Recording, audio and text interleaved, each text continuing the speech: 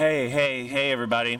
My name is Neal Medlyn, and here's some shows that I made. Hit it. So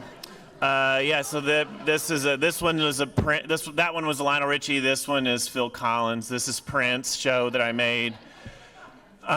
This was a Britney Spears show that I made, and this one was Miley Cyrus and Hannah Montana. And this one was at the Kitchen, and it was Insane Clown Posse and the Juggalos. And then this one was called King, and it was about Michael Jackson. And so they all added up to this big epic thing that I call my pop star series. And in the shows, what I'd do is I'd sort of repurpose the songs of the given artist, and then and then add and subtract all of these other layers, and end up with these familiar but bizarre tales. And then all 7 shows wove together into this series, which had like recurring ideas and characters and language. Hit it! My creative capital project, which was the last show in the series, King, that was the Michael Jackson one, premiered at the Kitchen in 2013. And really and truly, because of creative capital, I not only was able to make the show itself come true, but because of coming to this retreat last time and the conversations that I had with my little cohort, I was able to really push through this idea of the whole thing as a series. And so since the premiere at the Kitchen, I've been able to perform the entire series at Kampnagel in Hamburg, Germany. And I also got to do it at American Realness, thanks to Ben, and where it was referred to in a review as the kind of DIY fairy tale fan fiction a pop star obsessed gay teenager might create alone in his basement.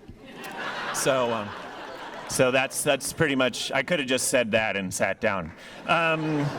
Yeah. So and you all are of course free to book any one or the entire series at your, at your place. We're also going to make it into a book that's coming out in the fall from 53rd State Press. So that's super exciting.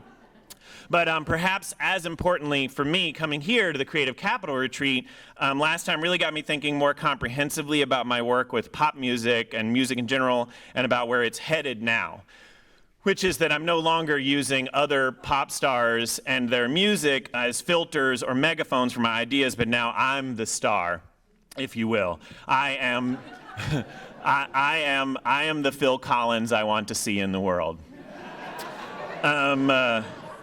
I guess. So the series is all one thing, and now it has a new chapter, and that new chapter is called Champagne Jerry. Hit it!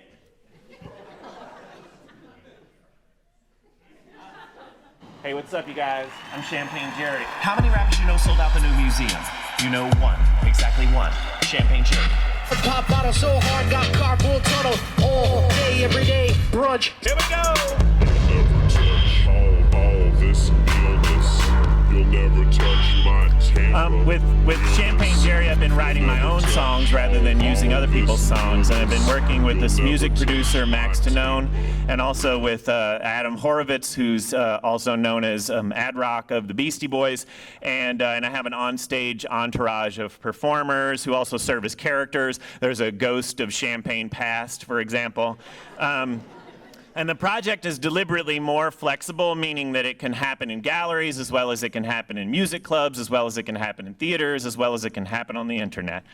And the Champagne Jerry project has performed at Joe's Pub a lot and at BAM, and we also did this tour last summer where we went from Maine to Texas, and we did 11 shows in 9 states in 8 days, including several impromptu performances in a bunch of Walmart parking lots. So now we have a new show. We have a new album and a new suite of videos that's going to be at New York Live Arts in March of 2016, and that will tour.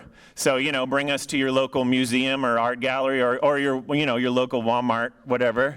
And so I grew up Pentecostal in a really small town with only like a blinking light and a pop radio station. So it's really important for me to be able to take my work now to not just the sort of major cultural centers of the earth, although I want to do that too, but I also want to go to these smaller towns and be able to perform there. So one of my ideas for this is to be able to go to like Chicago, for example, and definitely do the show there, but then the money that we get in Chicago, for example, to being able to take that and drive like we did last summer and go to these little smaller towns like, Columbia, Missouri, or Des Moines, or like another town, Pentecostal town with a blinking light and a pop radio station.